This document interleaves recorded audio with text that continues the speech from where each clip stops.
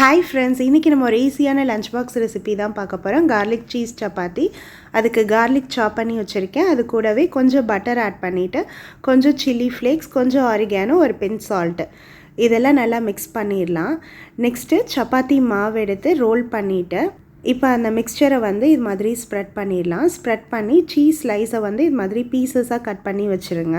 நீங்கள் mozzarella cheese கூட add பண்ணிடலாம். வச்சுட்டு இது மாதிரி 2 டைம் ஃபோல்ட் பண்ணி அகைன் ரோல் பண்ணி நம்ம தோசைக்கல்லில் வந்து போட்டு எடுத்துட்டோன்னா நம்மளோட கார்லிக் சீஸ் சப்பாத்தி வந்து ரெடி ஆயிரும்.